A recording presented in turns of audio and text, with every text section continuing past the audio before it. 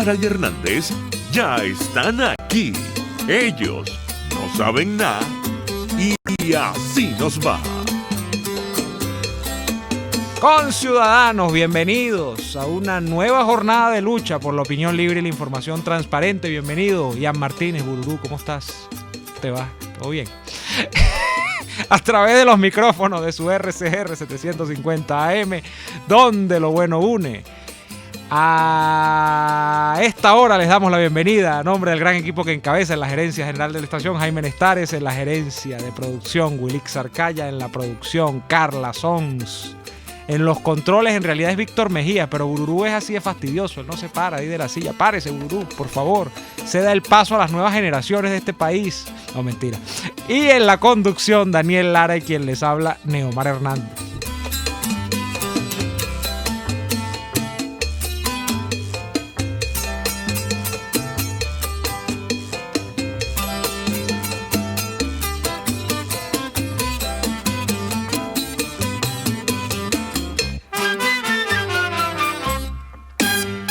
Saludamos a la gente que nos sintoniza a través de www.rcr.tv porque estamos en la radio que se ve, también a quienes nos ven a través de Periscope, nuestra cuenta en Periscope, @RCR750, @RCR750, y a quienes nos ven en la retransmisión de BPI, Venezolanos por la Información. Muchísimas gracias al equipo de BPI por siempre retransmitir nuestros programas en vivo o cuando así es posible. Por supuesto, todo nuestro agradecimiento a quienes dedican varios minutos de su tiempo todos los días en nuestro canal de YouTube. Nuestro canal de YouTube es Radio Caracas Radio o RCR 750, así lo escriben en el buscador de YouTube y les va a salir nuestro canal para que puedan ver cualquiera de los programas de la maravillosa emisora que es Radio Caracas Radio. Bueno, a esta hora Juan Guaidó denunció la presencia del SEBIN cerca de su casa. Esto es lo que se ha dicho en los últimos minutos, en las últimas horas. Guaidó ha publicado hace cosa de justo una hora, a las 3:06 de la tarde.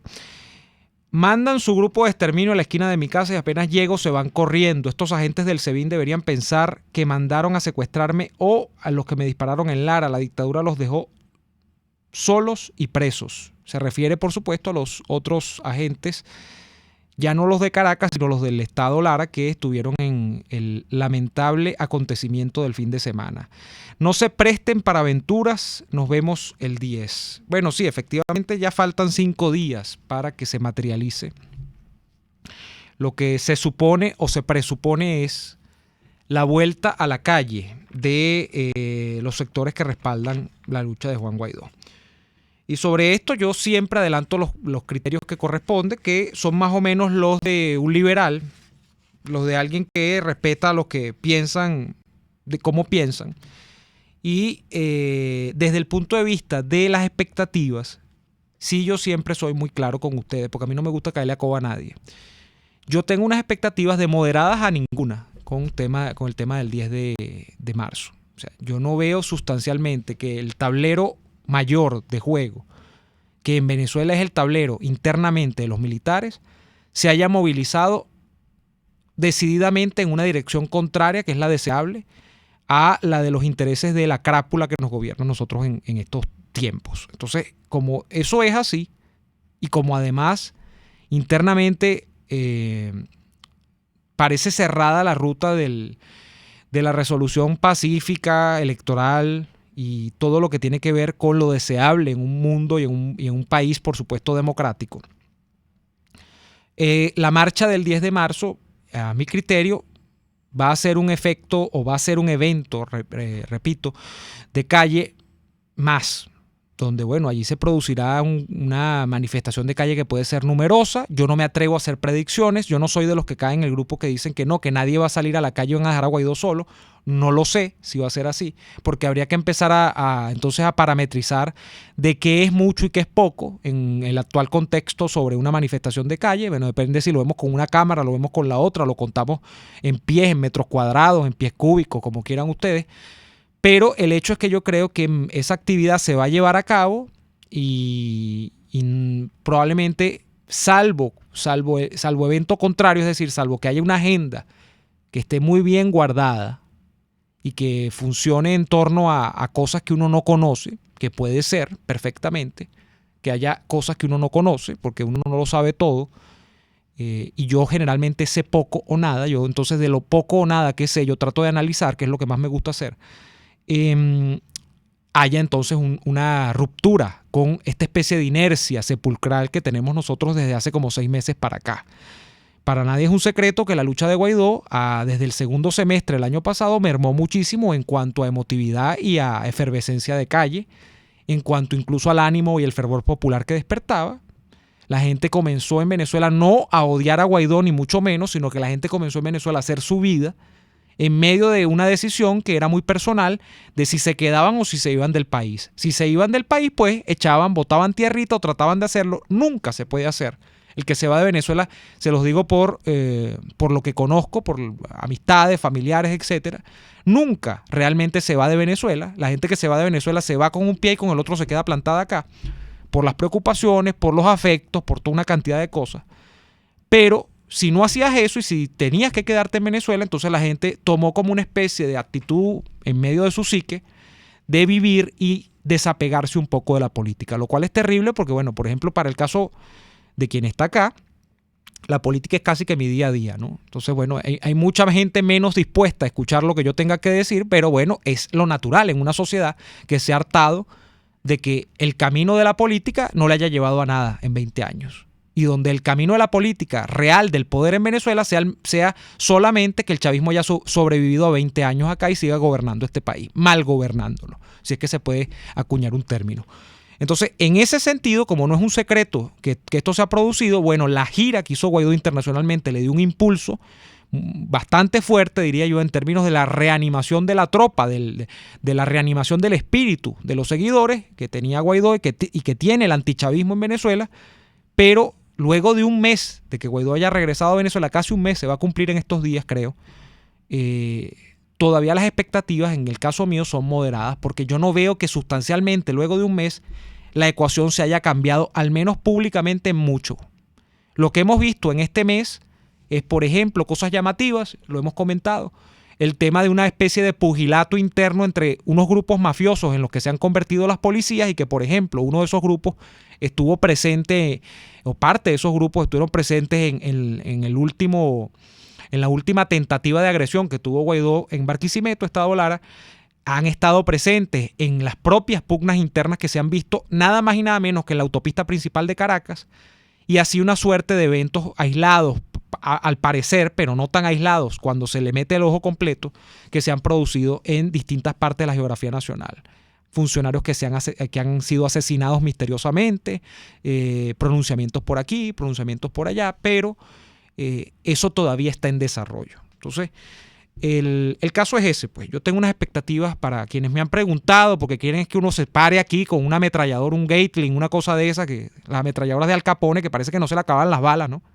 Tipo echaba plomo y entonces, bueno, destruía un local completo con una sola carga, un solo cartucho, la ametralladora esa que tenía el cartucho como un tambor circular. ¿Quieren que uno haga eso?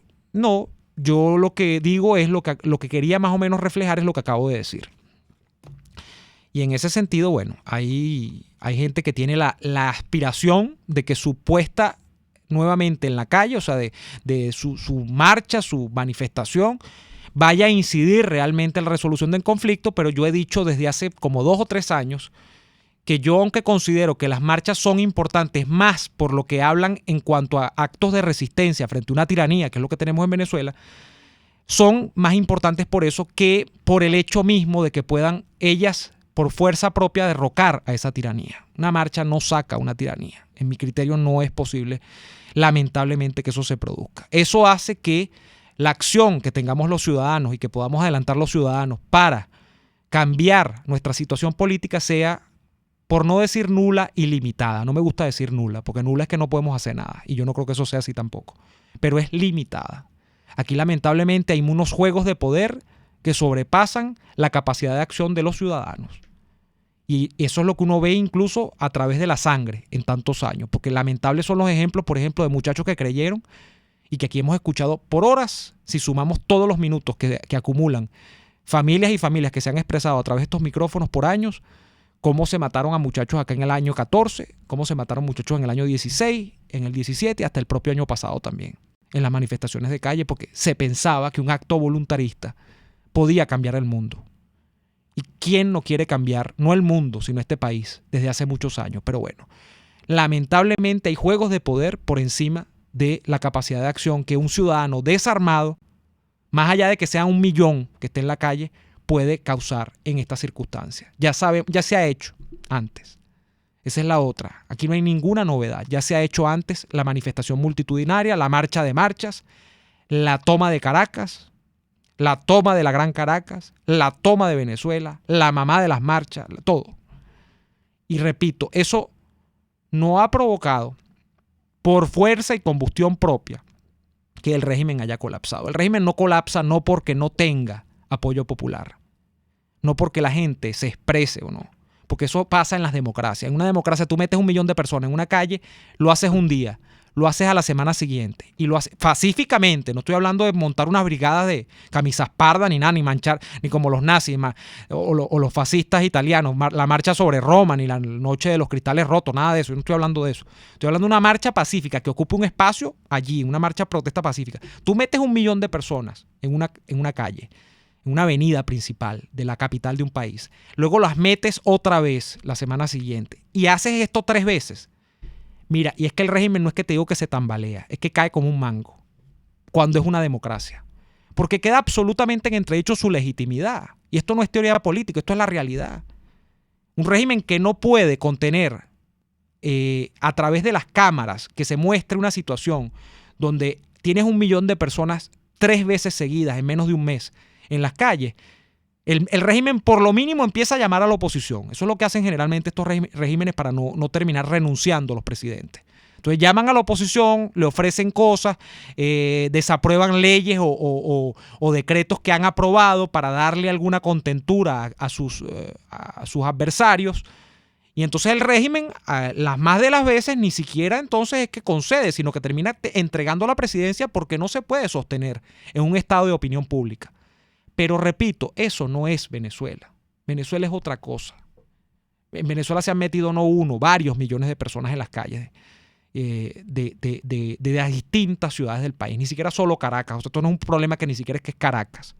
Se ha hecho, se ha rehecho, se ha tratado por cantidad, por calidad, es decir, por frecuencia. Se ha hecho 1 mes seguido, se ha hecho 2 meses seguidos. Y eso no ha redundado en nada. Más allá de que habla de un espíritu, repito, de resistencia de la gente, que es lo que a mí me parece importante. Cuando tú ves a 1 millón de personas en la calle, tú dices, frente a 20 años de una tiranía que ha hecho lo que ha hecho, tú dices, hay que tener bragueta para eso. La gente se ha embraguetado para aguantar. Pero que eso sea un combustible para que se produzca un cambio político, lamentablemente para mí, de acuerdo a una visión no romántica de la historia y una visión, yo creo, un poco más pragmática de la historia, eso no es posible. O sea, que es otro tema. Entonces, bueno, veremos, lamentable lo que se está produciendo, este tema de unos acosos sobre los que hay incluso informaciones de presuntos ciudadanos vinculados al entorno de Guaidó que sí ya han sido detenidos, se está rodando muchísimo, pero como no hay nada confirmado, yo no voy a ponerme a dar nombres acá ni nada porque no hay nada confirmado. Lo que sí está confirmado es la denuncia que hizo, repito, el propio Guaidó de que el SEBIN le dispensó una visita nuevamente a su residencia, ya no allá, o sea, no lo atacaron, ya no es solo el ataque en Barquisimeto, sino que ahora es el ataque acá en la residencia en Caracas. Nosotros vamos a ir a la pausa comercial y a la vuelta seguimos con más de Y Así Nos Va. Ya venimos. Usted escucha Y Así Nos Va con Daniel Lara y Neomar Hernández, solo por RCR 750 AM. Puedes seguirnos en nuestras redes sociales. En Twitter, @RCR750, la radio que se ve.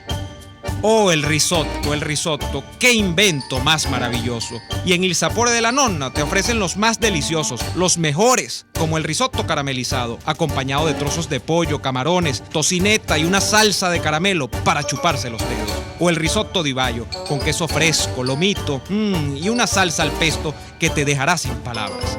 Solo en Il Sapore de la Nonna. Visítalos en la Avenida Victoria, diagonal a la bomba de gasolina Guayana. Il Sapore de la Nonna, el sabor de Italia en Caracas. qué fastidio! Este carro no agarra segunda. Otra vez la bendita caja fallando. Te tengo la solución. En Tecnología Automática 0502 son especialistas en transmisiones automáticas. Los mejores en Hyundai y Kia, Chevrolet, Ford y Volkswagen. Cero improvisaciones. En Tecnología Automática 0502 realizan un trabajo impecable con 7 meses de garantía. Visítalos en la zona industrial de Lebrún o contáctalos a través del 0212-256-6070. Tecnología Automática 0502, los especialistas en cajas. Las lesiones ocurren todos los días y en GlobalTherap te garantizamos tu pronta recuperación con tratamientos de rehabilitación personalizados de electroterapia, ultrasonido, láser, tracción lumbar y cervical, drenaje linfático y rehabilitación cardíaca. No te confundas, estamos en el Centro Comercial Multiplaza Paraíso, nivel empresarial 2, teléfono 0212-461-9370. GlobalTherap y despídete del dolor. Un espacio que analiza y debate la coyuntura política, económica y social de nuestro país.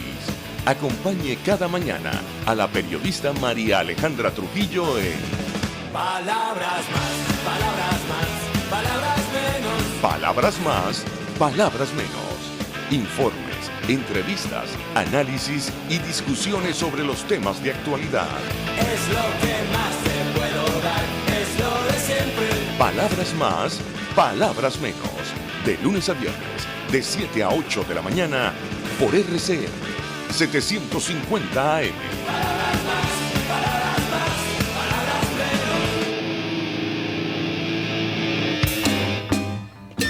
menos. Les estamos presentando Y así nos va, cuando se tiene algo que contar. Con Lara y Hernández, solo por RCR 750 AM.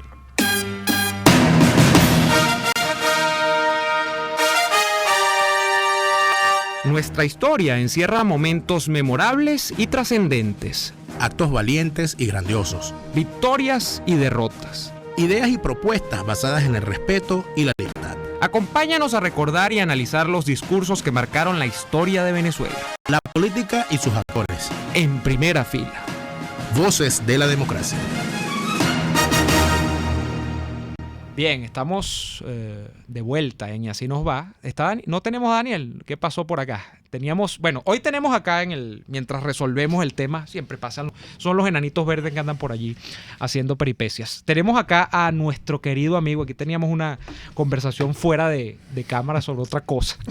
Nuestro querido amigo, que es un gusto nuevamente recibirlo acá en el estudio, Alfredo Neco Sánchez. ¿Cómo estás? ¿Cómo estás tú, Neomar? Muy bien, gracias a Dios. ¿Cómo estás tú, Neco? ¿Cómo está la cosa? ¿Cómo está la brega y cómo está la lucha? Chévere. Como todo en este país, uno bregando.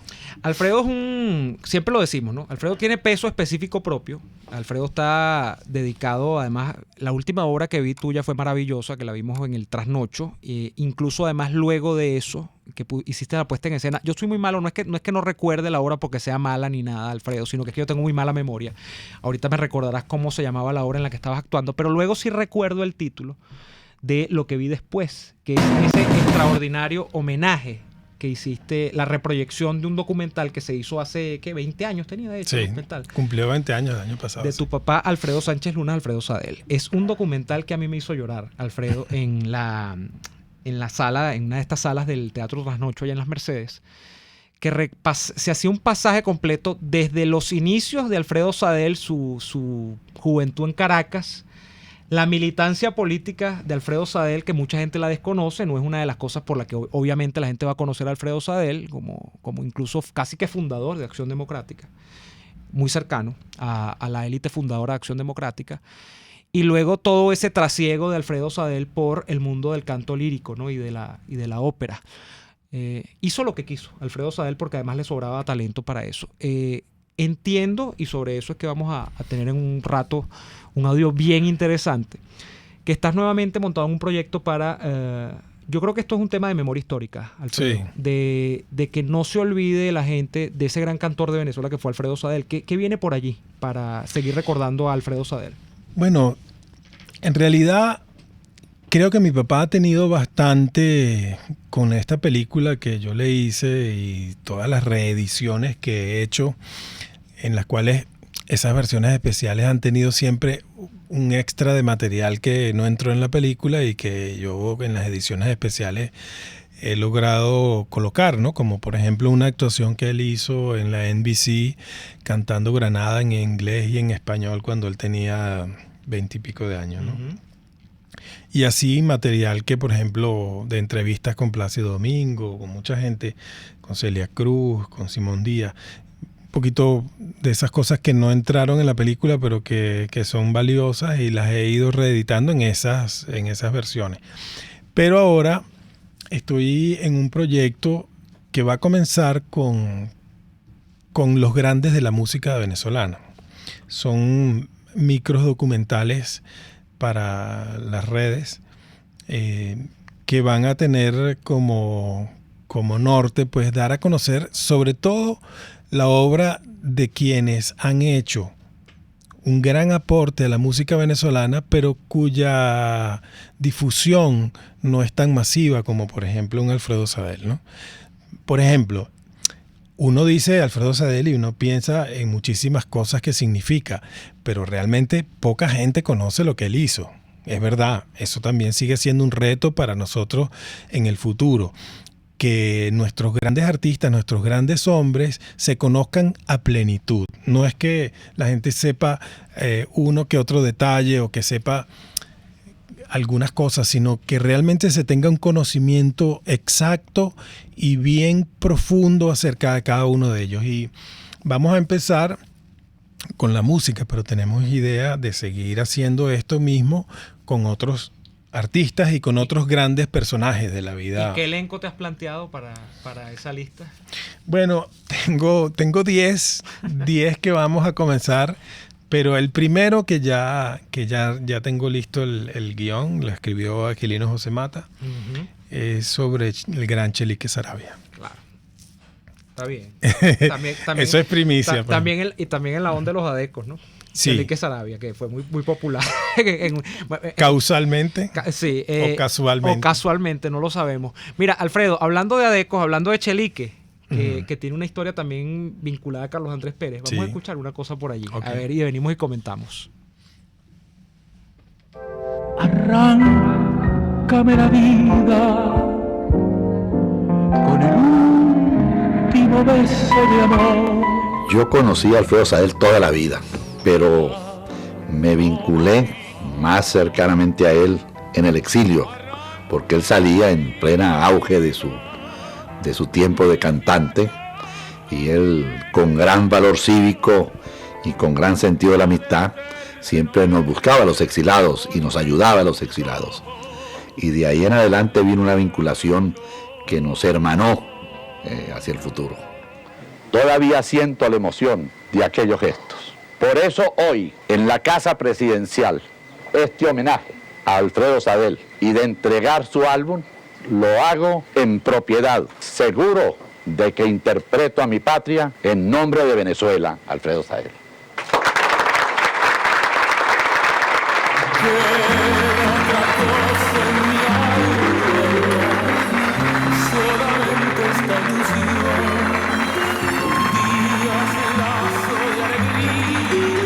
Me dolió muchísimo en los últimos tiempos de Alfredo Sadel, pero un hombre de un gran valor, también de valor personal. Él asumió su enfermedad, a pesar de la gravedad, a pesar de los dolores, a pesar de todos los traumas, con una gran dignidad, y nunca se le oía quejarse ni expresar el sufrimiento que estaba sintiendo. Este himno de amor de América Latina. Acaríciame el sueño, el suave murmullo de tu suspirar. Por ejemplo, cuando llegué a Costa Rica, estaba en pleno auge y una gran popularidad.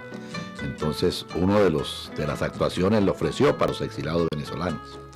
Por cierto, que hubo un incidente muy, muy gracioso. Yo llevé a José Figueres, que era el presidente de Costa Rica, al acto, se lo presenté.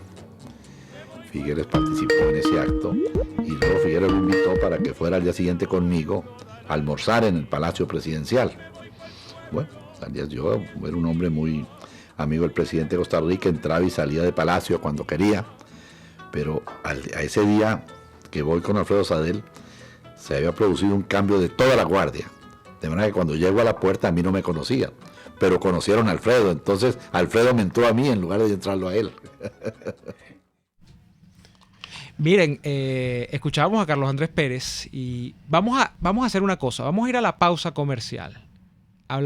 Yo te voy a decir una cosa, yo este material que creo que es parte del documental Sadel, aquel cantor, ¿no es que se llama? Sí, y de una edición especial que también, porque eso es cuento de Costa Rica, no está sino en la edición especial. Pero yo recuerdo que lo vi y yo pasé la mitad de ese documental riéndome y la otra llorando, Alfredo. Y es bueno lo que tú decías hace un rato, porque eso de conocer a plenitud digamos, los representantes, los íconos de la cultura popular en Venezuela, yo creo que era materia pendiente con Sadel hace mucho tiempo, incluso para generaciones como las mías. Yo conocía a Sadel por referencias, había escuchado parte de la música de Sadel, pero toda la riqueza, no solo de un repertorio, sino una especie de trayecto vital de Alfredo Sadel que está recogido en ese documental, yo no lo conocí sino hasta ese día.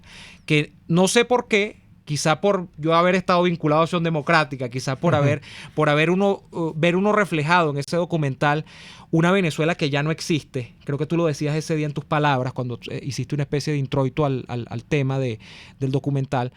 A mí me dio mucha nostalgia. Vamos a ir al corte y con Daniel Lara, que ya se ha incorporado a la transmisión, venimos luego de esta pausa con Alfredo Neco Sánchez, hoy con nosotros hablando de Alfredo Sadel, de los proyectos culturales que vienen y de cosas chéveres también que se están haciendo acá. Ya venimos. RCR les está presentando a Lara y Hernández en Y Así Nos Va por sus 750 AM.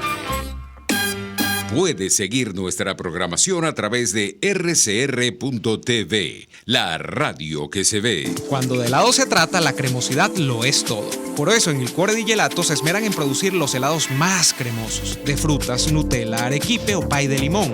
En Il Cuore di Gelato todos los helados son un regalo para tu paladar. Deliciosos. Disfrútalos en el nivel feria del Centro Comercial Multiplaza El Paraíso, frente a las escaleras mecánicas. Il Cuore di Gelato, helados que llegan al corazón. Deja de sufrir para enviar tus compras a Venezuela. Con tuplata.com.be puedes enviar de todo desde los Estados Unidos hasta nuestro país. Alimentos, insumos del hogar, aparatos electrónicos, repuestos para tu vehículo, todo eso y más. En tuplata.com.be también hacen las compras por ti, sin complicación alguna. Envíos marítimos y aéreos que llegan rápido y seguro. Tuplata.com.be, la tarifa más baja y en el menor tiempo. Celebra tu cumpleaños, fiesta aniversario o corporativa en Bono Restaurant, donde puedas disfrutar de un ambiente agradable y degustar los más variados platos y pasapalos de la gastronomía nacional e internacional. Bono Restaurant para gente especial como tú, en la 6ª Avenida de Altamira, entre 3ª y 5ª Transversal. Bono Restaurant para disfrutar y degustar. RCR 750 AM. Porque lo bueno une.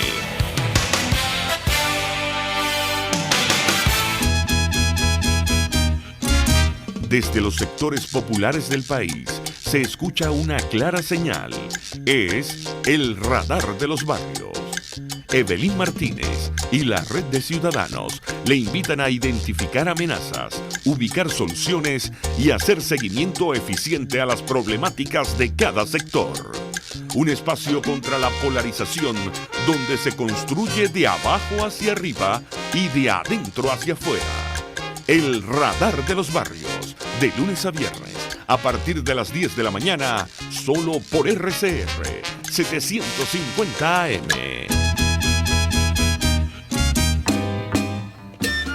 Estamos escuchando Y Así Nos Va con Lara y Hernández por RCR 750 AM.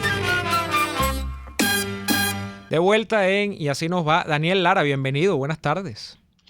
Muchas gracias, buenas tardes. Para toda la audiencia, para ti, Neomar, y para nuestro querido invitado especial, Alfredo, gracias por estar con nosotros y además, gracias por permitirnos la difusión de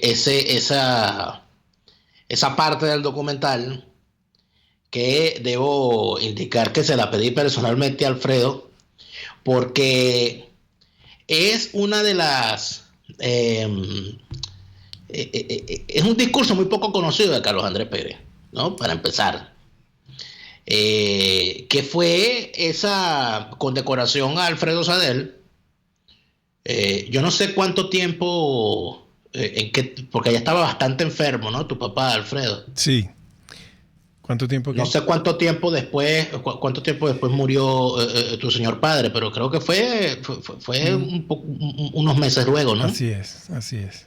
Y esa explicación que hace Carlos Andrés Pérez de la vinculación que él en lo personal tenía con Alfredo Sadel es muy importante. De hecho, Carlos Andrés Pérez se conmovió muchísimo en esa intervención, para sorpresa de todos quienes estaban allí, porque muy poca gente estaba al tanto de lo que significaba Alfredo Sadel en la vida de muchos dirigentes políticos que estuvieron exiliados, cuando Alfredo Sadel era la gran estrella Alfredo Sadel, ¿no?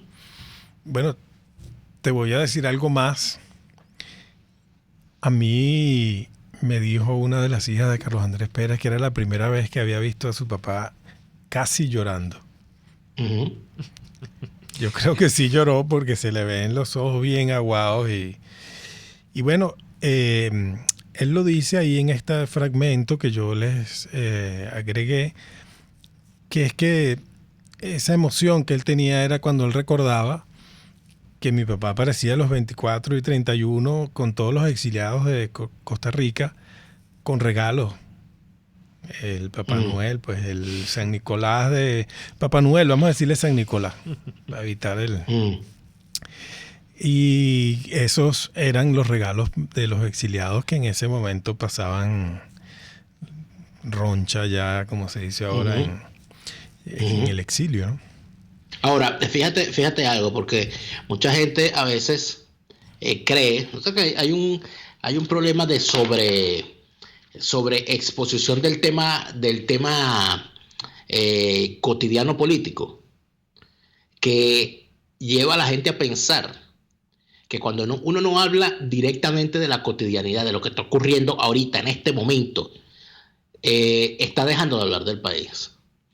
Y a mí me parece importante decir esto, Alfredo, porque sin duda alguna estamos viendo cómo no es una cosa inédita que un artista se preocupe por lo que ocurre en su país. Alfredo Sadel era quien era, estaba y actuaba en Venezuela y aún así mantenía vinculación con gente que estaba en contra del gobierno durante el tiempo en el que él era un artista. ¿Él alguna vez te llegó a contar cómo era eso? ¿Cómo se sentía él siendo amigo de Rómulo, amigo de Carlos Andrés, amigo de todos estos exiliados y teniendo que venir a Venezuela, en medio de la dictadura de Pérez Jiménez?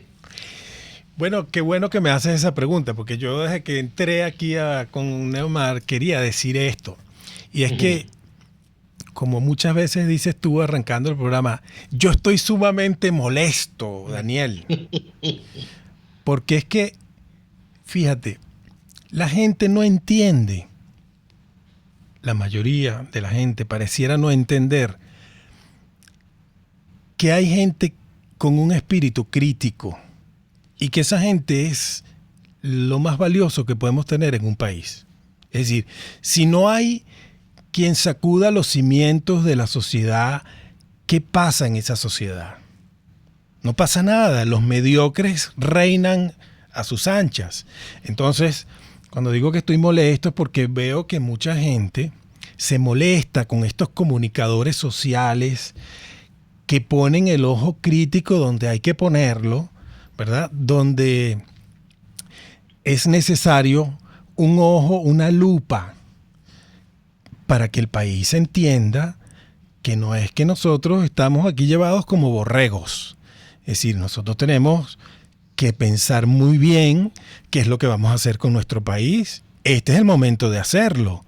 Es decir, estamos vislumbrando desde hace rato un cambio sustancial en la política de nuestro país, en la esencia social y en los valores, que es lo más importante. Entonces, no vamos a poner el acento en eso. O sea, ¿por qué la gente dice, no, pero es que tú no propones, y todas las tonterías que uno escucha? O sea, con la gente que es crítica, con la gente que no se toma las cosas con frivolidad, sino más bien que trata de escudriñar en todo lo que hace falta escudriñar para que este país por fin se encauce hacia esos valores de honestidad, de productividad y de seriedad que debe tener un país. Tu papá siempre fue muy crítico, ¿no, Alfredo? A pesar de haber sido... Yo no diría un dirigente de Acción Democrática, quizá porque no lo quiso, si no lo hubiese sido. Yo estoy seguro que hubiese sido así, después de haber revisado un poquito de la vida de Sadel. Pero era dirigente gremial, ¿no? Claro, pero yo digo diputado, por ejemplo. Cuando Daniel me hace esa pregunta, yo pienso inmediatamente en los conflictos que él tuvo con Rómulo Betancourt y con Carlos Andrés Pérez. Sin dejar lo crítico que él fue... exigiéndole a Rómulo y exigiéndole a Carlos Andrés Pérez una cantidad de cosas que estaban sucediendo en el país con las cuales él no estaba contento. Eso a puertas adentro, por supuesto. Pero también ya cuando la democracia entró en decadencia, él se apartó porque no estaba de acuerdo con muchas cosas que estaban sucediendo en el país. Entonces, mira, sí es importante, sobre todo que nosotros...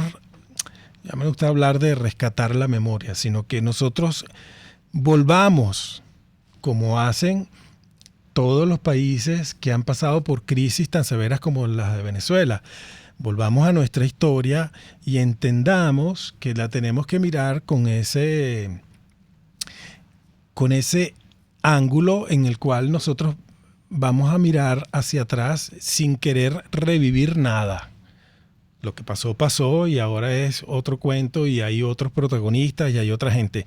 Ahora, esos protagonistas, por favor, que no se vuelvan lo mismo de los de antes. Claro, que sería la gran estafa. Claro, pero fíjate, Alfredo, que hay algo que a mí siempre siempre lo tengo presente y siento que es una discusión importante e interesante, que son los valores sobre los cuales vamos a construir un país distinto al que tenemos. Así es.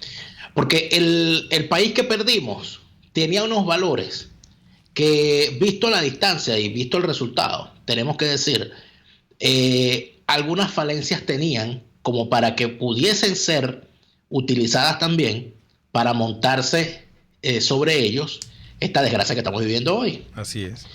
Y el tema cultural y el tema educativo es sumamente importante. Y cuando la gente habla de cultura, cuando se habla de cultura, cuando se habla de arte, cuando se habla de música, muchas veces se quiere hacer una separación de lo que es el arte clásico, las bellas artes, y lo que es el arte popular, la música popular. Pero en Alfredo Sadel tenemos un artista que creo que fue pionero en eso de vincular su gusto por la música clásica, su gusto por la ópera, su gusto por el bel canto, pero él tenía una profunda raigambre popular en su arte y en su carrera. Entonces, el tema de que nosotros hayamos olvidado a nuestros artistas, a los artistas fundamentales, y que se haya convertido la cultura venezolana en farándula, donde hoy son venerados unos personajes a los cuales se dan llamar influencers. Entonces yo, en vez de ver un documental sobre la vida de Alfredo Sadel o las composiciones de Juan Vicente Torrealba o las composiciones de cualquier artista actual, que hay muchísimos y que hay extraordinarios grupos y que hay labores extraordinarias que se están haciendo en todas las artes, yo tenga que entonces ver una discusión sobre quién tiene unas guacamayas, sobre quién dijo qué barbaridad en las redes, y las discusiones alrededor de eso. Entonces, yo no sé si tú, que además eres comunicador social, tienes visto desde la labor que estás haciendo como documentalista también, qué es lo que nos toca hacer en el futuro con estas cosas, ¿no? Bueno, yo ni siquiera estoy tan seguro de que hayamos olvidado a esos artistas. Yo creo que nunca los llegamos a conocer. Por aquí pasó Soto. Acaba de morir Cruz Diez hace relativamente poco tiempo. Han pasado artistas en la música popular de increíble talla. Bueno, y por la música académica ni se diga, ¿no? De Teresa Carreño, la misma Gabriela Montero. ¿Cómo critican a Gabriela? Y esta gente tiene idea de lo que es Gabriela Montero internacionalmente. No la tienen. No tienen idea de lo que ella ha hecho. No tienen idea del talento monstruoso que tiene Gabriela Montero. Y de cómo la reciben, Alfredo. Yo que la he visto en vivo aquí. Así es. En Europa, por Dios. Ahora, hay un elemento, Daniel y Alfredo, que es interesante. Hay gente que ha planteado, yo hablaba hace rato en la introducción del programa del día de hoy, sobre el tema de, por ejemplo, la protesta de calle. Entonces, yo decía que es importante desde un punto de vista, hay gente que enfoca esto desde el punto de vista de que no vas a tumbar un gobierno, pero que puede ser un acto de resistencia. Hay teóricos incluso, bueno, y hay gente no teórica, hay gente que ha llegado al poder. Es un ejemplo, el único ejemplo exitoso que hasta este momento tengo a la mano, ¿no?, de esto que voy a plantear. Por ejemplo, en el caso de Václav Havel, en la Europa del Este, luego de la disolución de la Unión Soviética, y la República Checa, la Checoslovaquia, que luego se convierte en la República Checa. Václav Havel era un hombre venido de la cultura, y se decía que la cultura, y la cultura en tiranía, era un elemento para resistir, era un elemento per se, para resistir, porque permitía que lo más íntimo del individuo, que era el pensamiento, el sistema de creencias, los valores, se mantuviesen inalterados. Porque bueno, usted le podían quitar todo. El comunismo le podía quitar la casa, le podía quitar los hijos, pero sus convicciones. ¿Tú crees que eso, Alfredo, tú que estás metido en el mundo de la cultura, no solamente, porque yo siempre lo digo, no es que eres el hijo de tu papá, tú también estás metido y tienes peso propio, por ejemplo en el tema del teatro, ¿se está haciendo lo suficiente? ¿Hay gente pensando en resistir desde el campo de la cultura en Venezuela? Sí, claro que sí. Claro que sí, no se hace más porque en Venezuela es inviable económicamente sostener más de lo que estamos haciendo. Los que estamos haciendo teatro a pérdida. Nunca fue negocio además hacer teatro, aunque hay sus excepciones. Es decir, yo creo que todo producto que esté bien hecho y esté suficientemente bien elaborado con tiempo y dedicación y esfuerzo y creatividad tiene su recompensa. Pero mira, tal vez lo que pasa, y es el punto que hemos estado hablando, es que hay mucha superficialidad, tanto en las propuestas como en el público mismo, en la audiencia, en los venezolanos. Y a la gente se molesta con la gente que es crítica porque en el fondo son unos superficiales. Y si tú te pones a ver, nunca ningún filósofo ha sido popular, verdadero. O sea, hay excepciones, hay grandes divulgadores de la filosofía como Fernando Savater, pero digamos, la gente que te hace reflexionar y que te dice la verdad no es tan simpática. No, eso te iba a decir. ¿No? Eso no es amable con las mayorías. Y uno no está aquí para ser simpático tampoco, sino para realmente mover los cimientos de la sociedad y cuestionar. Es decir, cuestionar es parte esencial del arte. Un arte que no cuestiona, mira, pudiera ser cualquier otra cosa. Pero ahora tenemos que ir al corte, Alfredo, pero al regreso, en nuestro último segmento, me gustaría saber qué se puede decir de ese Alfredo Sadel, que aún estando a favor de la democracia y de demócratas, le tocaba actuar en un país que estaba bajo una dictadura. Nunca tuvo problemas con eso. ¿Cómo lo trató la dictadura de Pérez Jiménez? Vamos al corte y ya regresamos con más de esta conversación con Alfredo Sánchez. Escuchamos Y Así Nos Va con Lara y Hernández, porque la realidad no se tapa con un dedo. Solo por RCR 750 AM. Sintonícenos a través de Periscope, @RCR750, la radio que se ve. Las pizzas de Il Sapore della Nonna son de otro mundo. No las conseguirás en otra parte. Ahora te ofrecen la pizza Foro Romano, una deliciosa pizza de mozzarella, pepperoni, parmesano y bordes de queso que te harán chuparte los dedos. Un coliseo de sabores que promete apoderarse de tu paladar, solo en Il Sapore della Nonna. Visítalos en la avenida Victoria, diagonal a la bomba de gasolina Guayana. Il Sapore della Nonna, el sabor de Italia en Caracas. Deja de sufrir para enviar tus compras a Venezuela. Con tuplata.com.be puedes enviar de todo desde los Estados Unidos hasta nuestro país. Alimentos, insumos del hogar, aparatos electrónicos, repuestos para tu vehículo, todo eso y más. En tuplata.com.be también hacen las compras por ti, sin complicación alguna. Envíos marítimos y aéreos que llegan rápido y seguro. Tuplata.com.be, la tarifa más baja y en el menor tiempo. Mira, el carro no anda. Se trancó otra vez la caja. Te tengo la solución. En Tecnología Automática 0502 son especialistas en transmisiones automáticas, los mejores en Toyota y Mazda, y especializados en marcas Seat, Skoda y Audi. Cero improvisaciones. En Tecnología Automática 0502 realizan un trabajo impecable con 7 meses de garantía. Visítalos en la zona industrial de Lebrún o contáctalos a través del 0212-256-6070. Tecnología Automática 0502, los especialistas en cajas. Hay sabores de helados que fascinan, obsesionan y enamoran. Sabores como los que consigues en Il Cuore di Gelato. Si de fruta se trata, no te pierdas el de fresa, el de mora o el de pay de parchita, con ese toquecito de acidez que nos encanta. Esta y otras delicias las consigues en Il Cuore di Gelato. Disfrútalas en el nivel feria del Centro Comercial Multiplaza El Paraíso, frente a las escaleras mecánicas. Il Cuore di Gelato, helados que llegan al corazón.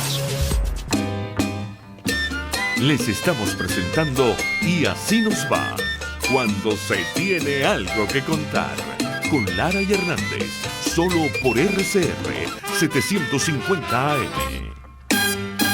Estamos de vuelta en Y así nos va. Y Daniel, dejabas un planteamiento a Alfredo Sánchez, nuestro invitado del día de hoy.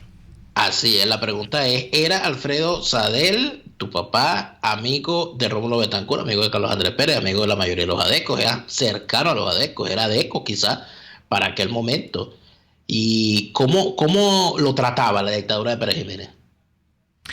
Bueno, le hacía un doble juego. Él era, en apariencia, no se metía en nada, pero él lo hacía justamente para no levantar sospecha de que él era el que llevaba y traía correspondencia entre Rómulo y la resistencia aquí, ¿no?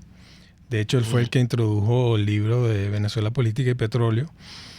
Y cuando él le preguntaban eso, él decía, bueno, ya la mayoría de ellos está muerto, yo no tengo por qué hacer el alarde de una cosa que para mí era simplemente una responsabilidad cívica, un compromiso que él tenía con la democracia, no con un partido político en específico.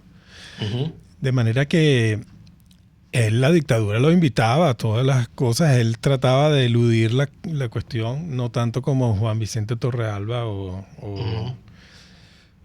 Yolanda Moreno, que sí se identificaron más con, o sea, actuaban más frecuentemente en las épocas de la dictadura. Eso me parece interesante, Alfredo, precisamente por esta y disculpa que te ataje, esta circunstancia que estamos viviendo, porque sí hubo unos artistas durante el perejimenismo que se identificaron plenamente y bueno, Yolanda Moreno, su conjunto Danzas Venezuela se llamaba Danzas Nacionalistas Venezuela. Así es. Magdalena Sánchez se vinculaba con bueno, era una de las favoritas de Pérez Jiménez, igual que Adilia Castillo, Juan Vicente Torrealba de alguna manera también, y había unos artistas que quedaron, inclusive fuera de la música, también varios actores y actrices quedaron marcados como perejimenistas. ¿Tú recuerdas algún cuento de tu papá con respecto a qué pasó después? Porque hubo gente que quedó durante un buen tiempo relegada y proscrita, ¿no? Sí, bueno, eso sucede porque es natural. La gente te asocia a un régimen, a una tendencia política y después de que esa tendencia política cae... Lo que viene candanga con burrundanga. Sí, la gente tiene que reinventarse y hacer otras cosas, ¿no? Yo creo que eso era válido en el momento en que pasaba, pues aquí también, si recordamos los artistas que estuvieron cercanos a Gómez, por ejemplo, o los artistas que estuvieron cercanos a la democracia, pero era otro juego. Yo creo que eso dentro de las preferencias políticas era válido. Lo que no es válido es, bueno, en el caso de Gómez y de Pérez Jiménez, por supuesto que hubo violaciones de los derechos humanos y era reprochable pasar por alto esa situación. Pero ahora es peor que nunca. la situación ahora ha llevado incluso a Franklin Virgües a decir cosas como las que dijo en su Instagram más reciente, que si tú eres chavista, bueno, tienes que considerar seriamente lo que estás haciendo, lo que estás promoviendo. ¿Cuál es el legado cultural de Chávez, güey? Hay como una participación de los artistas ya a otro nivel, casi que como activistas, pero en el caso particular del chavismo, no es que hemos visto artistas que se han identificado con el chavismo, que ya sería su derecho, sino hemos visto artistas convertidos en funcionarios del chavismo para perseguir a sus propios compañeros artistas. Y peor aún, convertidos en unos mercenarios, en unos traficantes de influencia, en negociantes, en verdaderamente unos mercenarios, unos tipos que por dinero hacen lo que les pidan. Inclusive su carrera, su arte. Bueno, si es que se puede llamar arte. Yo, por ejemplo, podría decir que mi profundo respeto y bueno, casi veneración que puedo sentir por gente como Jesús Avillano, como Lilia Vera, como la Serenata Guayanesa.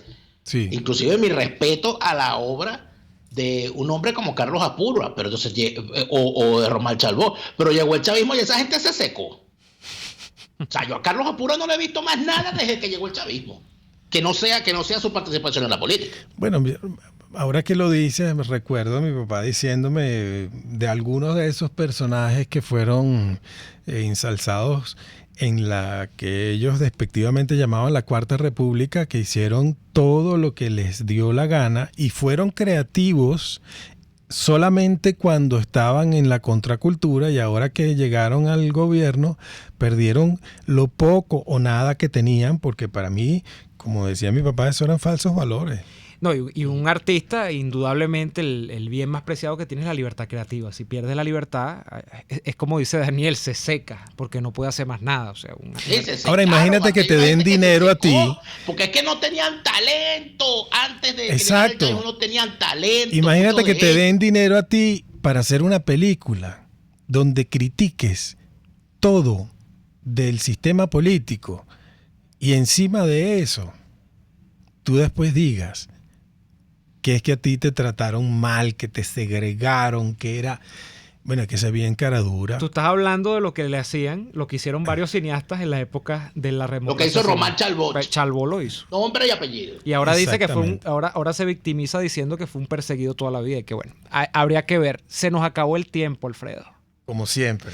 El tiempo sí es inclemente con nosotros. Alfredo, y como siempre, pero déjame reiterarle a este programa, a sus productores, a los dueños de la emisora, mi más alta estima y decirles que siempre los escucho y estoy pendiente de lo que hacen, porque esto es una lucha de resistencia y tenemos que seguirla dando los que estamos todavía de este lado de la crítica y de la reflexión, para no ponerle otro nombre. Gracias, Alfredo Sánchez, por acompañarnos el día de hoy. Daniel, se acabó el tiempo. Nosotros nos vamos rapidito. Nos vamos, se acabó este programa. Les agradecemos a todos. Mira, y la rocola de mañana. Tengo que decirles que se murió y no vuelve. Que Alfredo quiere estar en la rocola, Daniel. Vamos a tener que invitarlo para una rocola un día de estos. Hay que invitarlo. ¿A quién? A Alfredo. Chávez no, porque ese se murió. No, a Chávez no, Daniel. Chávez está cumpliendo 7 años de muerto hoy. Ya está bueno de Chávez. Por eso que te digo, ese se murió y no vuelve. Hoy ya Chávez, bueno, incluso 7 años después nadie se acuerda de Chávez. Nosotros nos vamos por hoy y les pedimos que por favor nos acompañen mañana. Hasta entonces. Por hoy termina Y Así Nos Va. Síganos en Twitter en @y así nos va, @delaraf y @neoadolfo. RCM 750 AM.